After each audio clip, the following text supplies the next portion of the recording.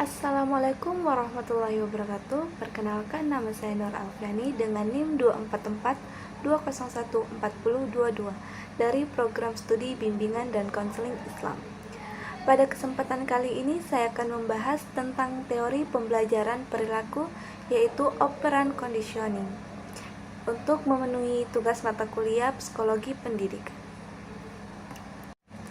Nah, teman-teman, jadi teori ini sangat penting dalam dunia pendidikan karena menjelaskan bagaimana perilaku siswa dapat dibentuk, dipertahankan, atau diubah melalui konsekuensi yang diberikan setelah suatu tindakan dilakukan. Adapun pengertiannya, jadi operant conditioning ini adalah teori belajar yang menjelaskan bahwa perilaku seseorang itu muncul secara kebetulan tetapi dipengaruhi oleh konsekuensi yang mengikutinya. Dan teori ini juga dikemukakan oleh B.F. Skinner, yaitu seorang tokoh psikologi behavioristik. Dalam teori ini, jika suatu perilaku diikuti oleh konsekuensi yang menyenangkan, maka perilaku tersebut juga cenderung akan diulang kembali. Nah, sebaliknya, jika perilaku diikuti oleh konsekuensi yang tidak menyenangkan, maka perilaku tersebut akan berkurang atau bahkan dihentikan. Jadi inti dari teori ini adalah hubungan antara perilaku dan akibatnya. Selanjutnya, prinsip dasar. Nah, prinsip dasar dari operant conditioning ini adalah bahwa perilaku manusia itu sangat dipengaruhi oleh lingkungan, khususnya oleh konsekuensi yang diterima setelah melakukan suatu tindakan. Nah, dalam prosesnya terdapat hubungan antara stimulus, perilaku, dan konsekuensi. Konsekuensi inilah yang menentukan apakah perilaku tersebut akan dipertahankan atau tidak. Terdapat dua jenis konsekuensi utama, itu yang pertama ada reinforcement atau penguatan yang berfungsi memperkuat perilaku, dan ada pula yang disebut punishment atau hukuman yang berfungsi mengurangi perilaku. Nah, dari kedua hal ini menjadi kunci dalam membentuk perilaku seseorang. Selanjutnya, reinforcement dan punishment.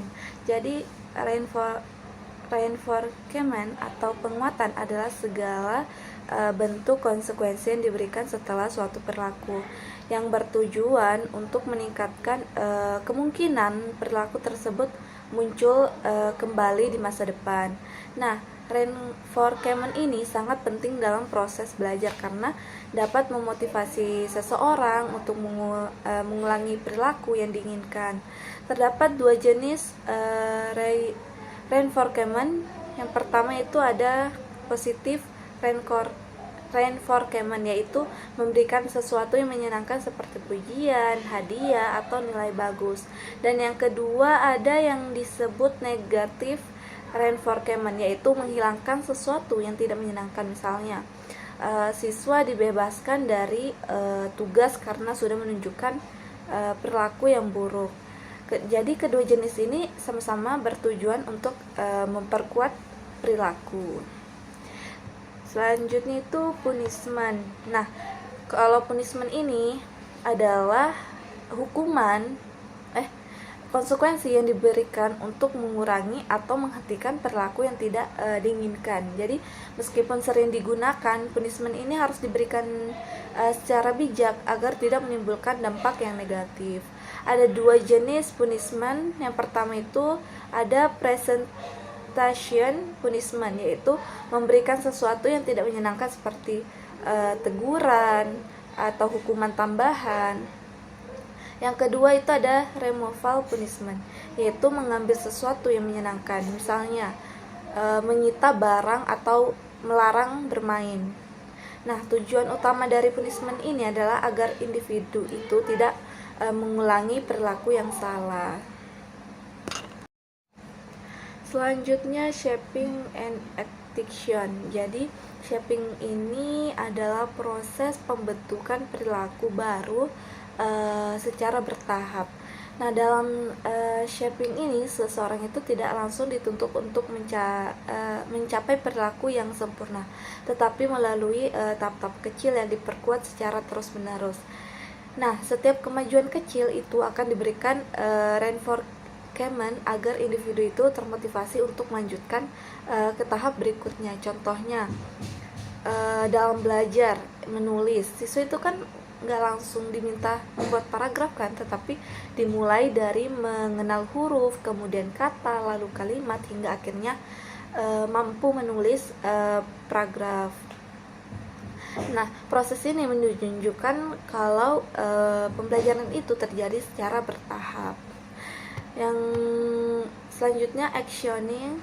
Jadi actioning ini adalah proses menghilangkan suatu perilaku dengan cara menghentikan reinforcement yang sebelumnya diberikan.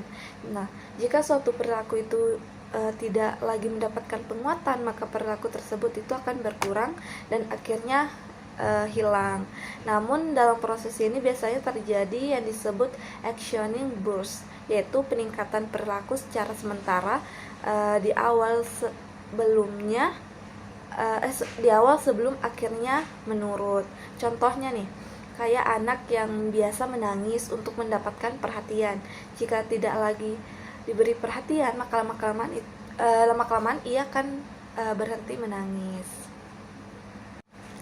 Selanjutnya jadwal penguatan. Nah, jadwal penguatan ini adalah pola atau aturan dalam memberikan reinforcement. Jadi jadwal ini sangat berpengaruh terhadap beberapa cepat seseorang belajar dan seberapa kuat perilaku tersebut bertahan.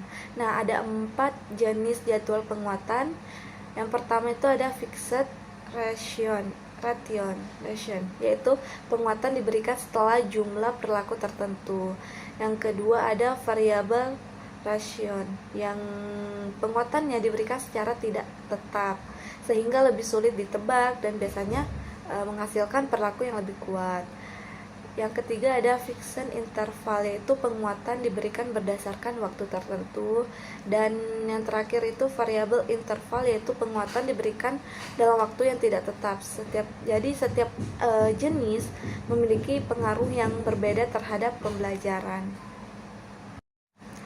Selanjutnya attachment. Nah, attachment ini adalah kondisi atau stimulus yang muncul sebelum perilaku terjadi. Jadi meskipun overall conditioningnya ini lebih fokus pada konsekuensi, attachment itu tetap berperan penting sebagai pemicu perilaku.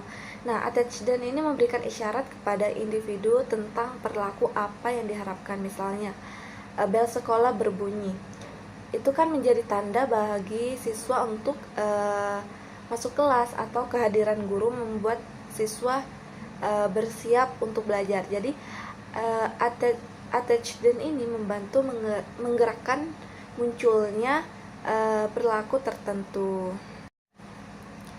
Nah, teman-teman, kita udah sampai di kesimpulan. Jadi kesimpulannya itu adalah, jadi overall conditioning ini menjelaskan kalau perilaku manusia itu sangat dipengaruhi oleh konsekuensi yang diterimanya.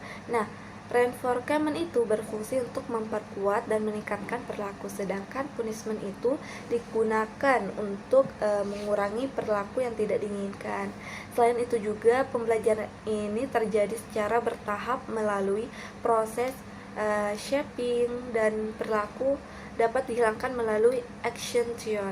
Seluruh proses ini menunjukkan bahwa lingkungan itu memiliki peran penting dalam membentuk perilaku individu. Mungkin hanya itu yang dapat saya sampaikan, kurang lebihnya mohon dimaafkan. Terima kasih atas segala perhatiannya. Assalamualaikum warahmatullahi wabarakatuh.